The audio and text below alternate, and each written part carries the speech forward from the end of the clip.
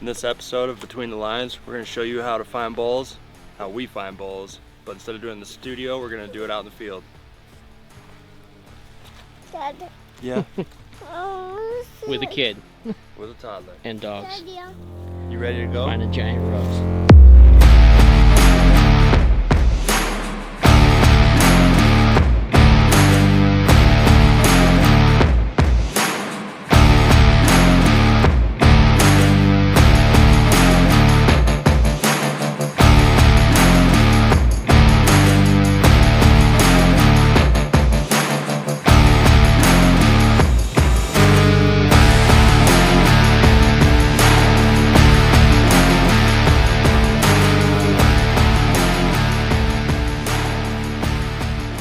What are we doing today, Eli?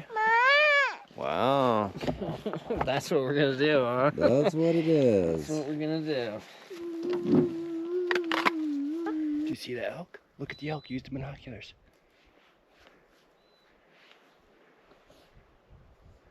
Right.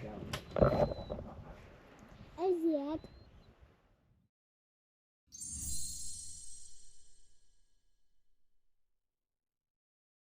A nursery is an area where the cows congregate and take care of their calves. There's going to be lots of fresh beds around, there's going to be good water, good food sources nearby.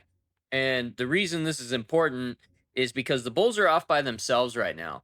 They're not hanging around the calves and the cows. So as the rut heats up, then they're going to go find the cows.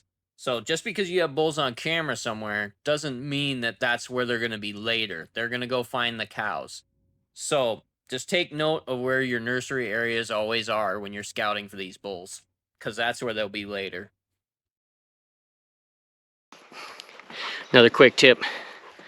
See this stuff behind me? I'm about to go up. It's not very fun, but learn to like it. That will separate you from a lot of people. That's why the bulls use it.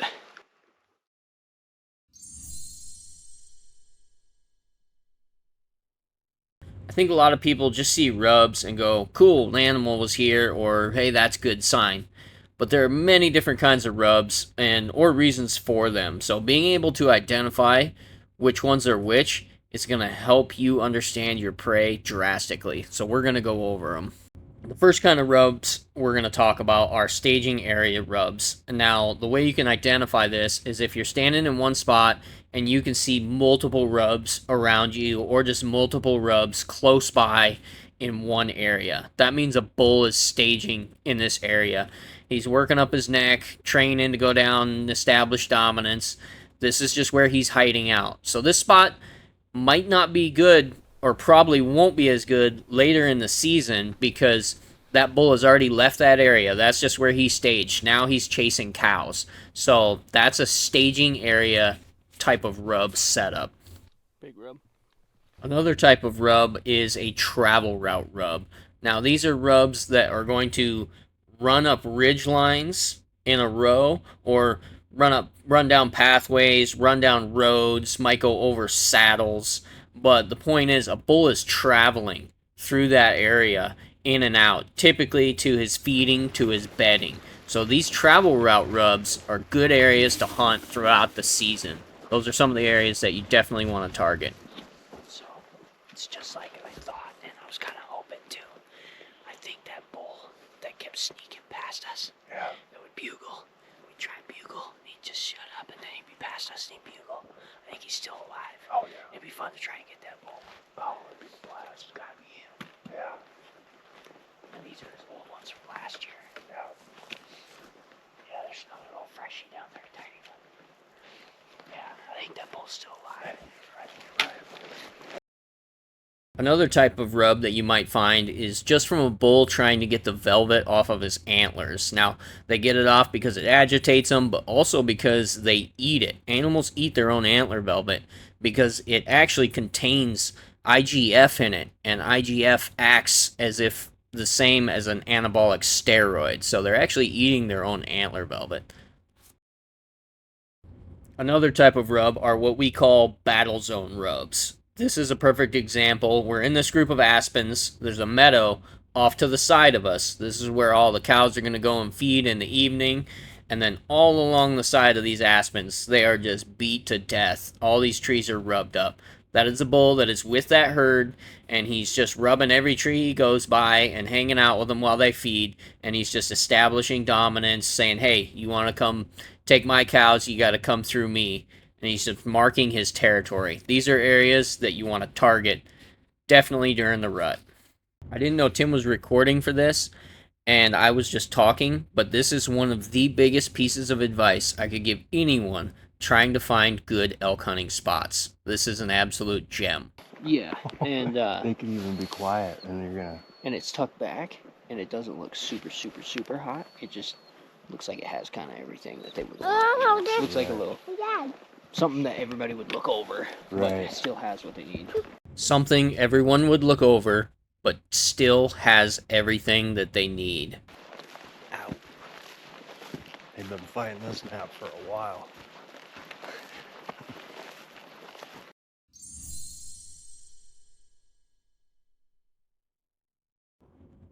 Wallows are one of the most crucial, if not the most crucial part to the elk scouting process. They're going to harbor cows, they're going to harbor bulls, and there's a lot of different reasons why they're going to be going there. Not just only for water. A lot of it is territorial as well. These bulls are going to go to these wallows, tear them up. You can't see it, but they're peeing in it. They're marking their territory. And as you can see, they're just letting out testosterone. You can see the anger in this bull's eyes as he wallows. Is that elk wallow? Yeah, oh, Elk wallow.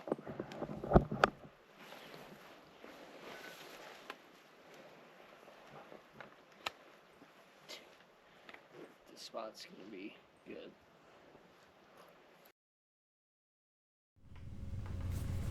They'll also go to wallows to just wallow in the water, get the bugs off them, and just try to cool off on a hot day. Sometimes they'll even go to the wallows to, well, whatever that is.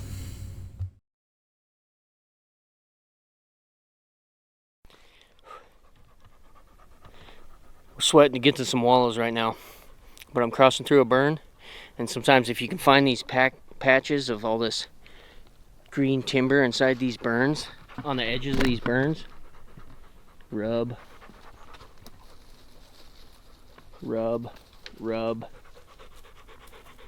those bulls will stage in these areas.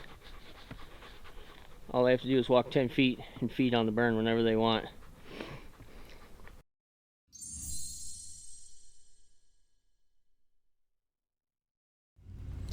South-facing meadows are also one of the other habitats for elk that you want to look for.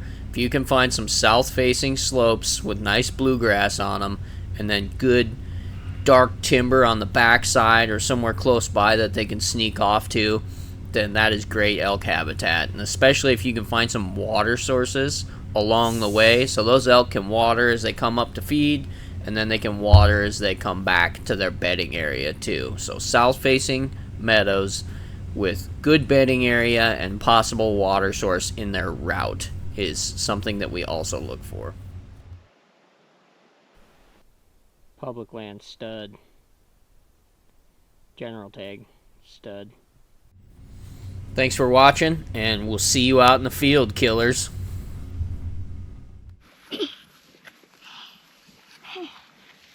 Good job. I did it.